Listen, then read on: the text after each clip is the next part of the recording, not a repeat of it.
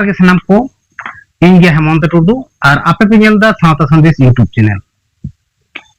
तेहेन अबो बन नाम कदिया विभूति टुडू गंके नुई सला के रपड़ा अच्छा टुडू गंके मा एनखान जोहार होय मा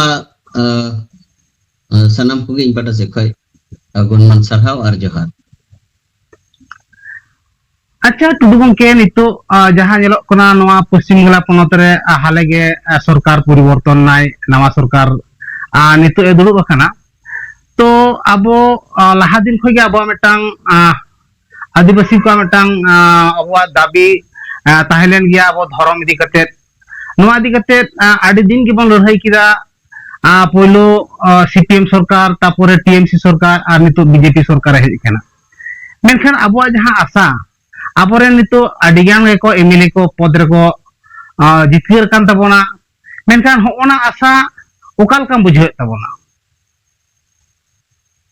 आयमा दोलहाते जोहार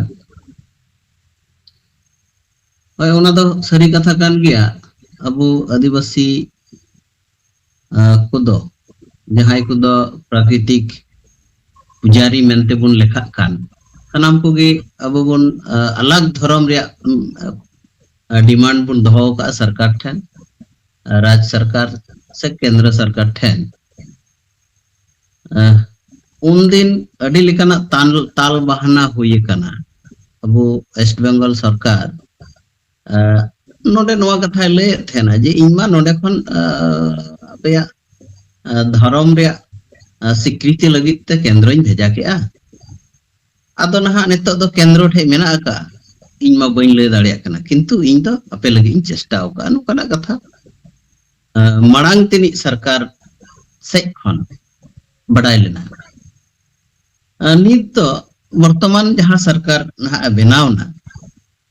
नुई तो केंद्र संगे नुया जोड़ाव मेना जपड़ाव मेना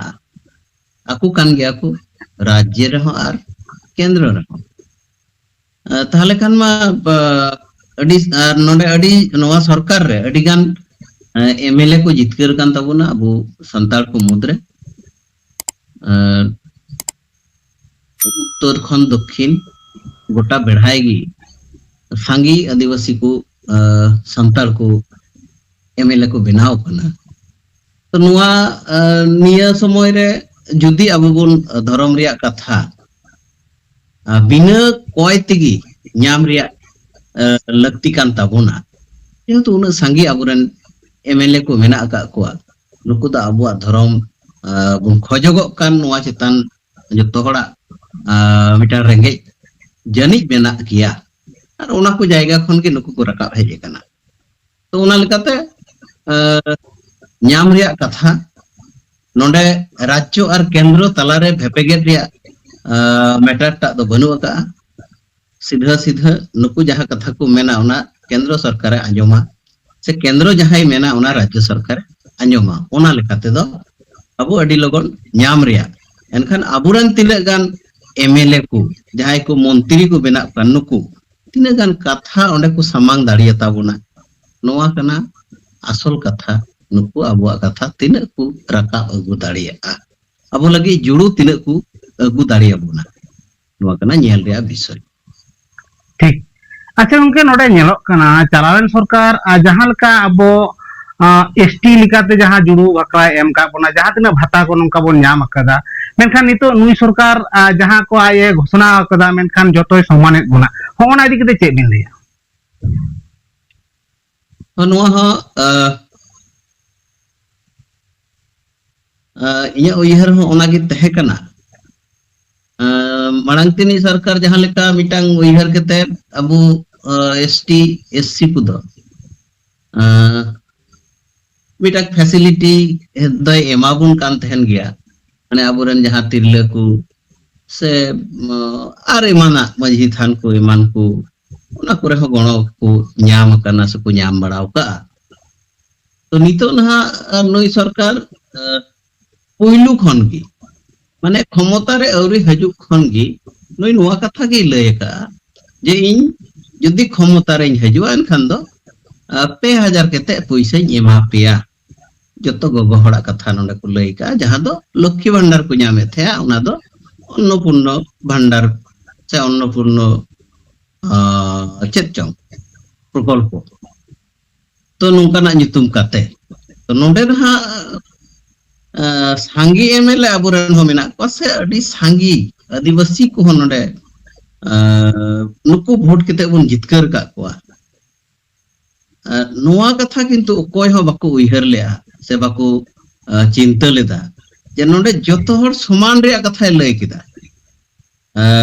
केंद्र सरकार हो माने उन समय प्रधानमंत्री हो नोडे हेकेते प्रचार ले आर नोडे नि वर्तमान जहां मुख्यमंत्री बनावना नुई हो ओना कथा लय ले किंतु ओकोय हो ओना बाको मने लेदा जे अरे नुई मा जतो हर समान लय कुन दो तार माने कि जहां कथा उन दिन खन बडाय हजु कान तहेन जे बीजेपी गवर्नमेंट हेज लेन खान दो नहा अबुआ जहां रिजर्वेशन सिस्टम तहेन नोआ दोय चाबाया